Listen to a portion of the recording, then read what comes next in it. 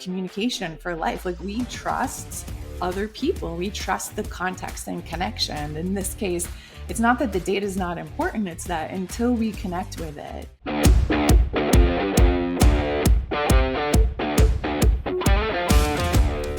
Welcome to the 1% Edge podcast, where we dive into the journeys of extraordinary guests committed to getting 1% better every day.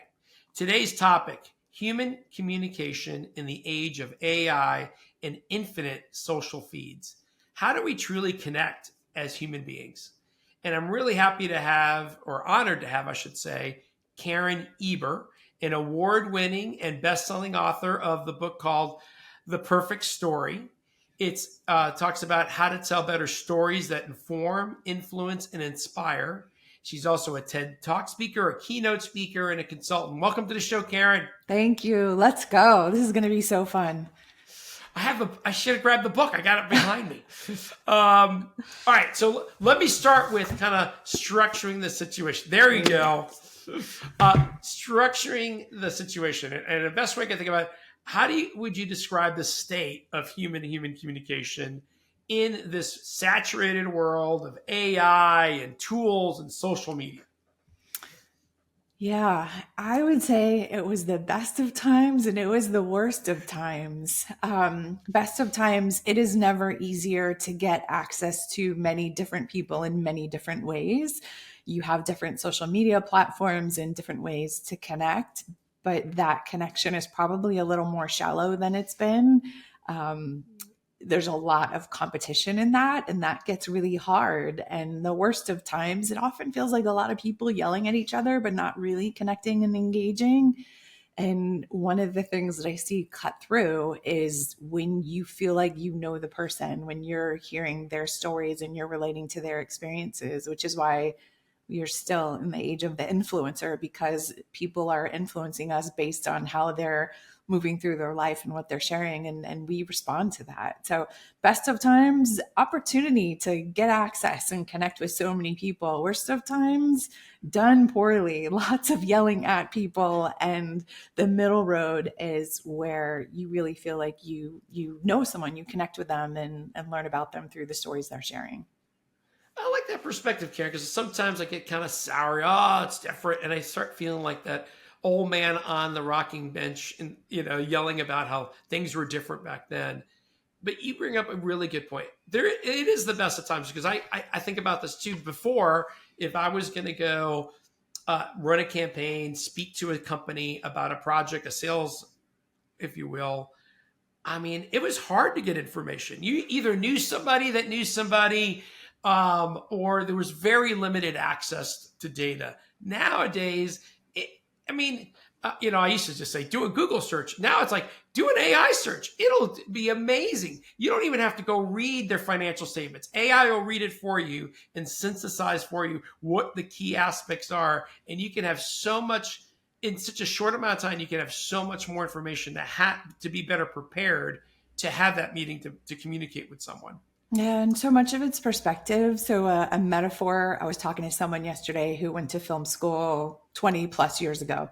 And he was saying how it took him all semester to create a short film that's 5 minutes, because he was having to develop film and actually cut it together. And he said, man, I wish I was in film school today, where I have access to iPhones and technology, and you can get so many people to see your work right away.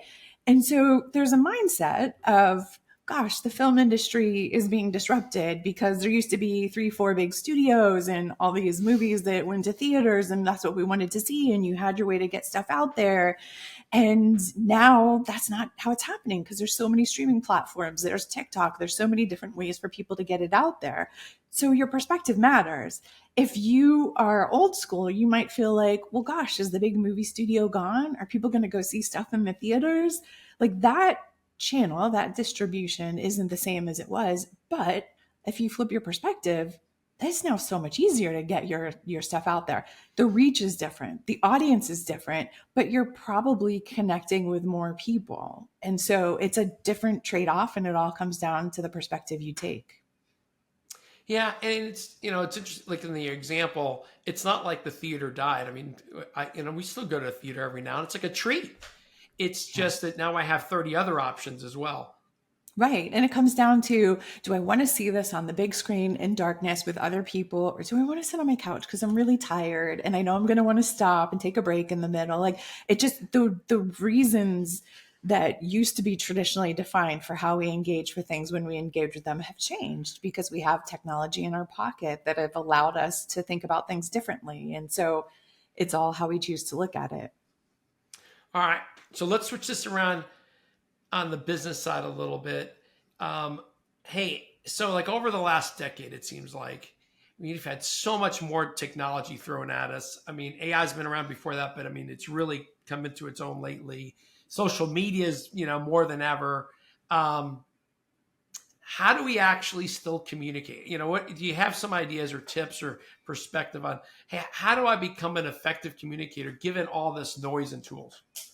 I think communication is a couple things, right? There's the quality and quantity, and that also is reliant on the relationship. So we have all been victims and hopefully not offenders on LinkedIn of, you get a LinkedIn request, you accept it, and then immediately, boom, sales pitch, and terrible one at that. The number of sales pitches I've gotten for, you should write a book or you should give a TED talk. And I'm like, it's in my header, try harder. Um, that is not helpful because there's no relationship. You feel like no one's taken any moment to take any interest in you and what you're about. And that's starting from cold. We respond to genuine connection. Trust is still at the heart of so many things. And so there's your short end of communication where you know someone and you can do a quick text check-in. For my niece and nephew, that's how we're going to stay in touch because they're not going to do an email. They're not going to pick up the phone, but I can text and keep that going. But that's because we have a relationship there.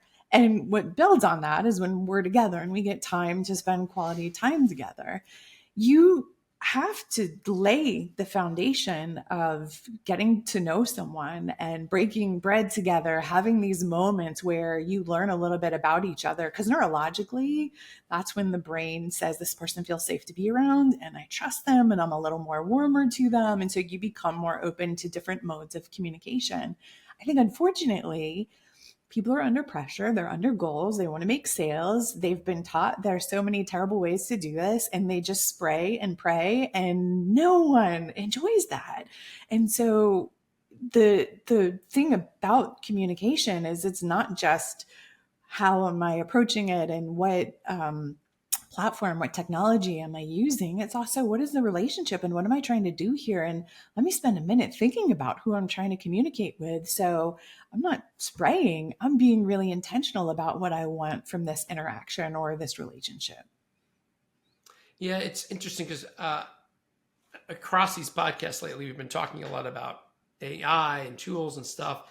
And what seems to be a common theme, in fact, I was just talking about it the call before I had this one, is I think that human to human communication will be your differentiator. In other words, hey, that really great email, everybody's going to have those. And they're going to be tired of them. They're already tired of them today. So, AI is going to level the playing ground in some of these areas.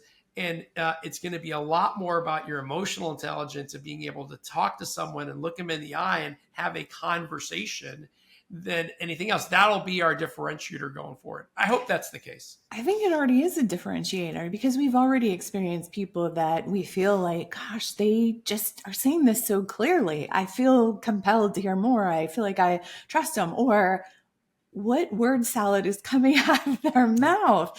And so already the ability to cut through the noise with clear communication that feels relevant for me is already a differentiator. And AI will help with emails. It will help with some copy. It will help with some of that, but you will never be able to replace that in that one-on-one or that one-to-many interaction that allows for a genuine response. I love to ask audiences when I'm doing keynotes, I love to ask them, let's play along. Okay, I'm going to ask you this question.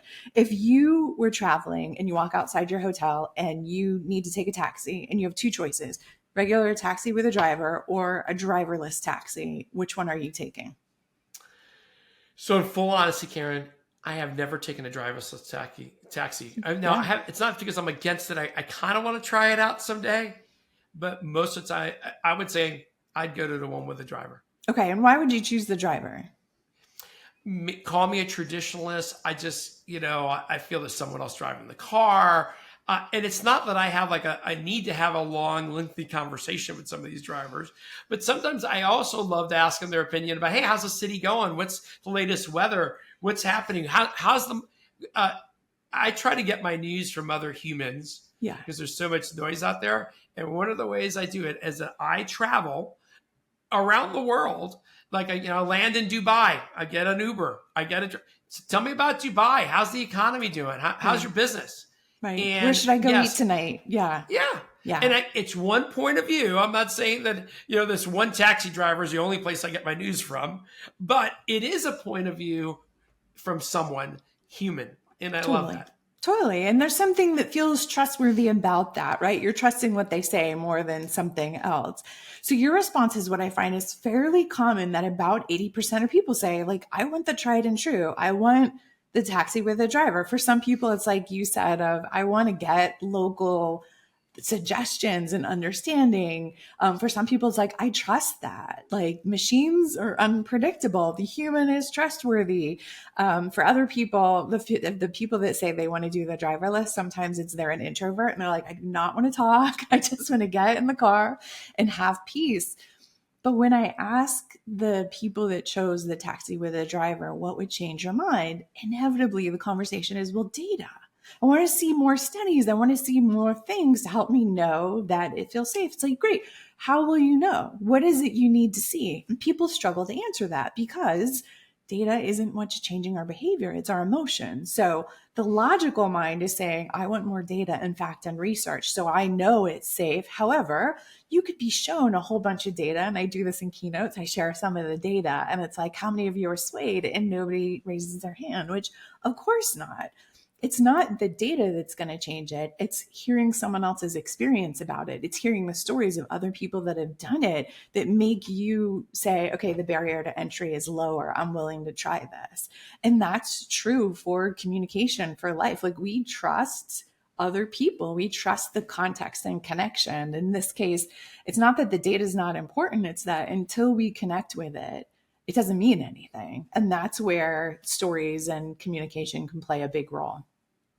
So that's also been a topic on the podcast. It's just been EQ is more important than IQ going forward. And again, it's not that we got to be dumb, but that emotional connection to other human beings is that difference in trust and rapport with a brand or your company or an individual.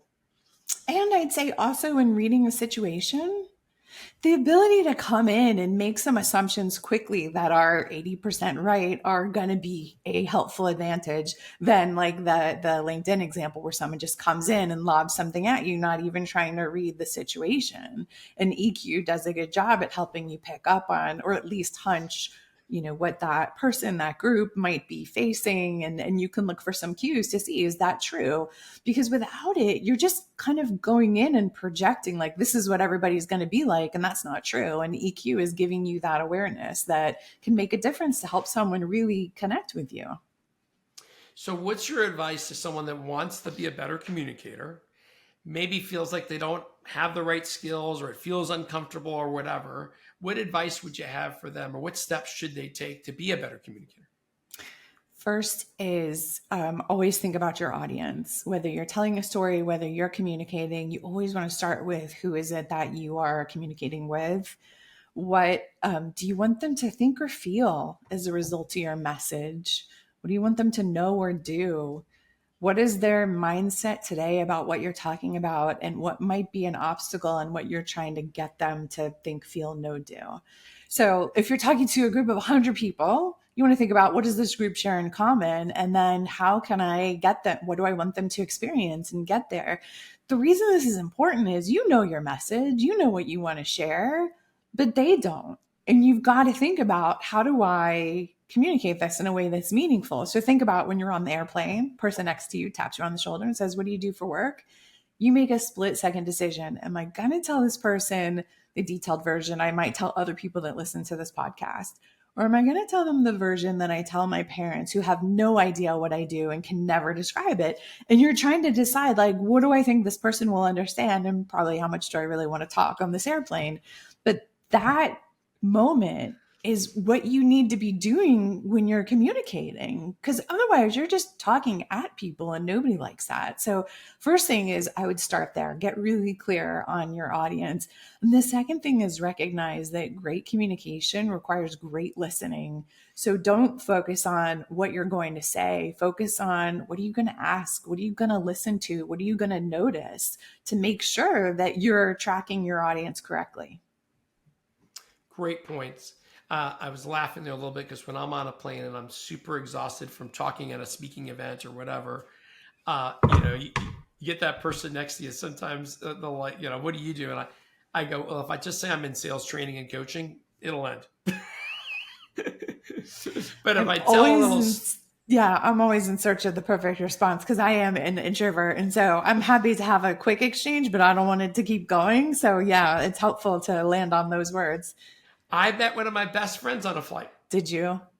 I mean, we've been friends for years. I mean, I've been to his kids' weddings. We literally met on an airplane and started to have a conversation. In his point of view, he thinks I do that every week. And I go, no, I'm not always this willing to put energy into conversation because I'm exhausted. You know how it is. Sometimes you're on stage, you're talking all the time. People think, Karen, that I'm an extrovert. I'm really right smack in the middle when I take my little tests. And, I know I need to learn. I'm a learned extrovert when I need to be, but it also tires me. So there's times I need to be introverted. I just want to watch that crappy movie on the plane. Yes. Same. Yes. Yeah, I get that. Good for you. I am more in I try to say the polite exchange and then get quiet because airplanes are restorative time for me. But yeah, but it's still that decision of who is this person, or who am I talking to, and what's going to help us get to what we want. So it's the second part of your question. I think was a real critical one because I recently wrote a post about listening and how it's like a lost art. Yeah. And it's literally even more important than talking, right? Because when you listen, I mean, you get so much more out of it. I mean, you're the expert in this thing, but it goes beyond the words they use. What's their facial expression? Like if you meet someone for lunch, like an interviewee, sometimes I even look at how do they treat the wait staff? How do they treat others around them? And what's their communication with these folks? Because it says something about the human being. Right. And it's almost interesting they go meet them in a social atmosphere as a test to see what kind of person they are. Yeah. So listening, I think, is such an important part. How do you become a better listener? Do you have any advice there? I do. It's recognizing that you have to come with some questions, right? So listening isn't just listen to what people say, listen to responses. It's get curious and ask something and then get quiet, because everyone's favorite topic is themselves, right? So if you're asking someone about their knowledge, their experience, their problems, people genuinely like to share. And it's not just coming with a question, it's then allowing it to continue. So a super helpful and easy trick everyone can leverage comes from therapy is you repeat the last couple words that someone says. So when you said, what are some things we could do to be a better listener? If I just said to you, better listener, you would probably pick right up, yeah, listening's really important, or whatever your response would be. So when you want to dig a little deeper and you're trying to build that relationship or warm them up, just repeat the last couple words as a question back to them. And it's amazing how people will go a step further and dig further. Obviously, you can't do it to every response, but it's a really helpful way when you're trying to navigate some things that might be pain points or challenges or difficult things, to get them to open up a little more. Yeah, there's along the same lines, I think, two little tips that I was on listening, and I love your feedback. One of them is mindset. Are you asking questions to position yourself to go pitch your whatever, or are you asking questions to truly be curious and understand the situation first? That whole Covey thing, listen to understand versus listening to respond. I guess the third thing is a different mindset piece of, I try to go into conversations not wanting to make a sale. I mean, of course, like, Mm-hmm. yeah, to me, that's the end product, but it's more, what value can I add here? Whether it's a discovery call or it's a regular interaction or they're a potential client, I'm just trying to see that, because if you are adding value, then the whole sales process takes care of itself and you get there and you earn permission to keep that conversation going. But I think when you're listening to add value, it does make you stop and see what that is, because that value could be anything. So it does help you listen differently. Yeah, I think it's also helped me out because sometimes the people that I've connected with, maybe they don't buy right now. It's not a good time. I'm not the right fit or whatever. But the conversation creates something that, hey, they'll recommend me later on, or there's an opportunity down the road. I was listening to this podcast and it said, you never know where you might get help. And it's the guy was talking about they were in line. He met this younger man. He was talking about how his dad's an investor and they exchanged like, Facebook connection or whatever. And he never thought anything of it.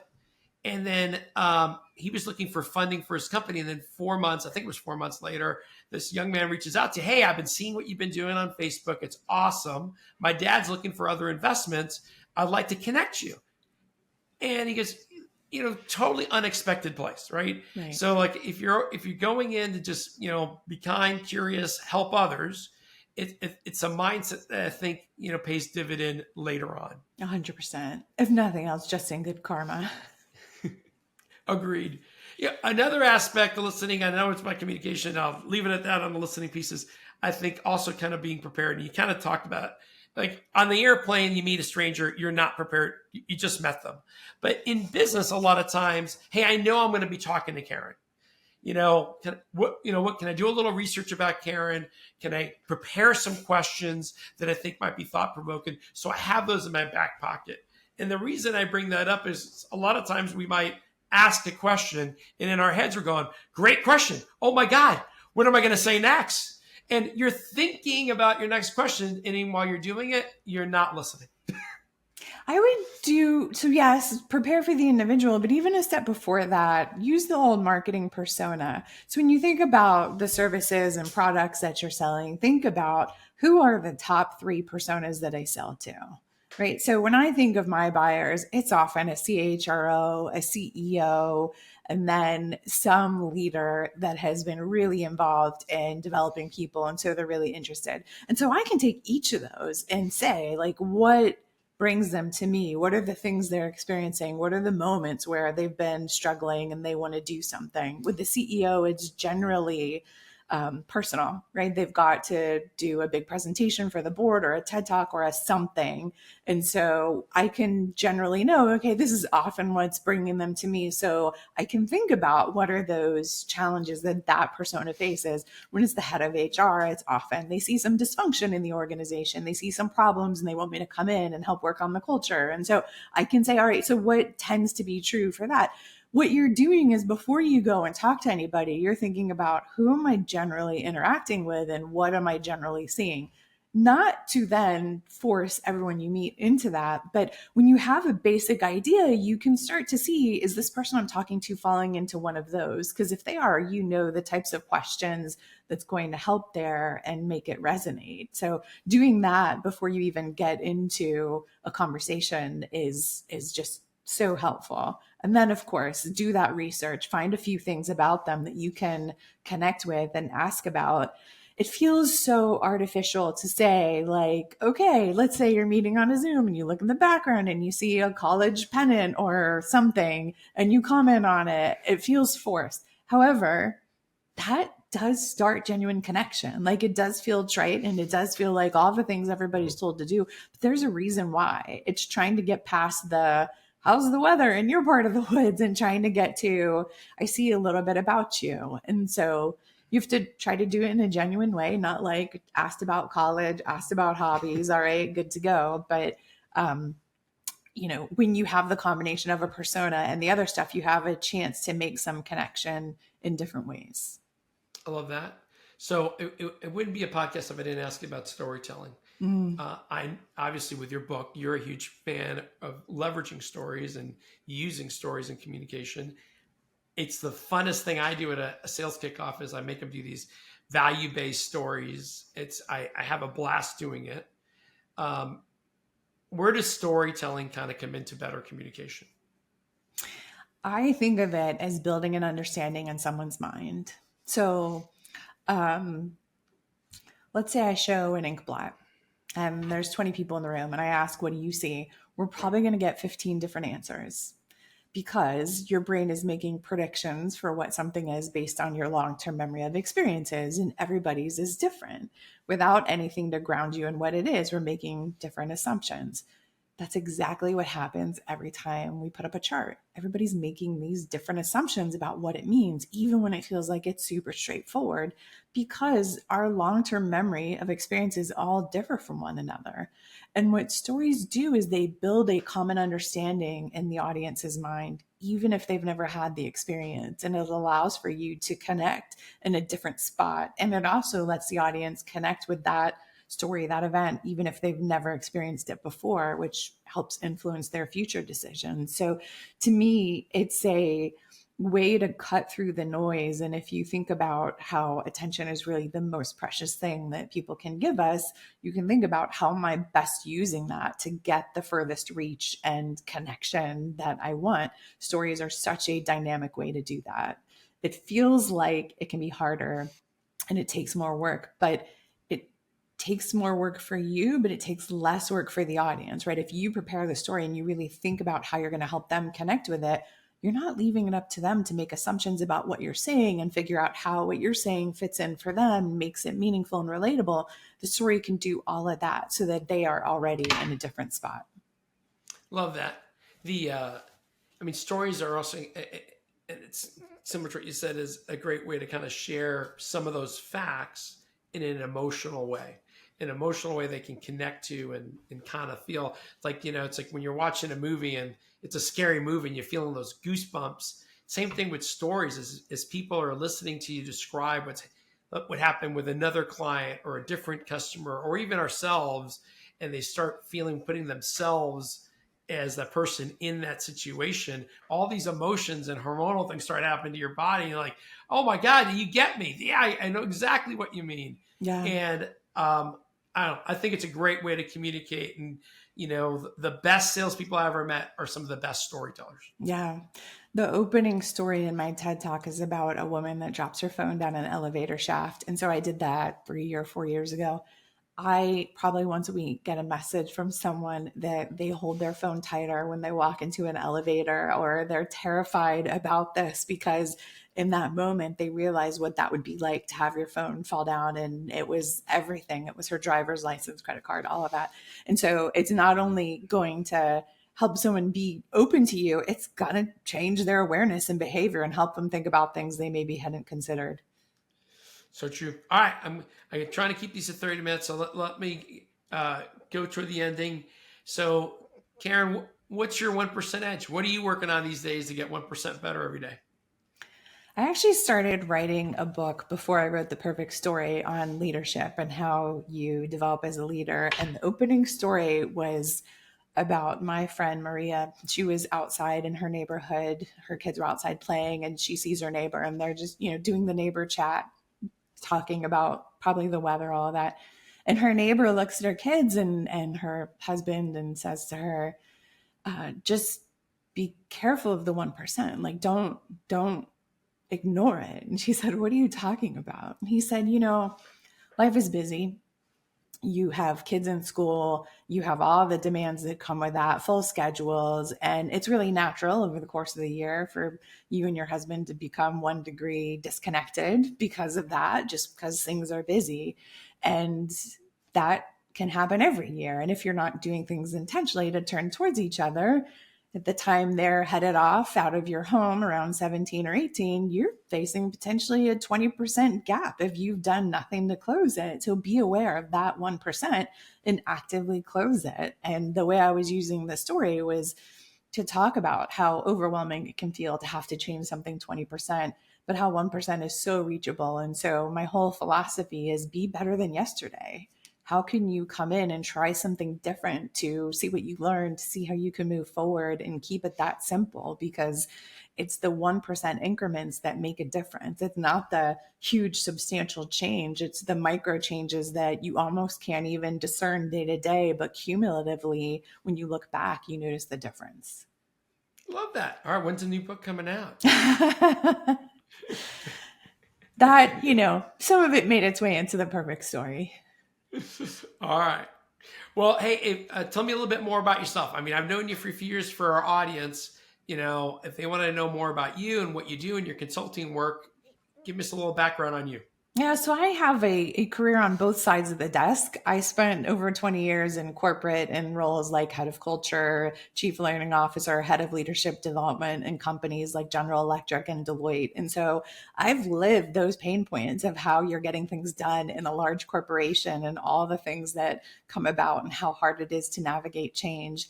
And I bring that onto the other side of the desk where I am the CEO and chief storyteller of Eber Leadership Group that works with companies and how they're building their leaders, teams, and culture one story at a time. So a good portion of my work are keynotes and working with companies and leaders on messaging and how to be great communicators. But I still also work with companies on how they're building their culture and how they're developing their leaders. Love that. And if someone wanted to reach out to you and get, maybe use your services, what's the best way for them to find you? Yeah, my website is the easiest. It's my name, KarenEber.com. And if you're there, nose around in brain food, there's a bunch of articles on storytelling and different tools and insights in there. Karen, it's been so great to have you on the podcast. I really appreciate you taking the time to be here with me. Thank you for a fun discussion. All right, folks, this is it for this week's episode. If you found value in it, please comment back, subscribe. We would greatly appreciate it. Until next time, I wish you nothing but the greatest success. Thanks again, Karen. Thank you.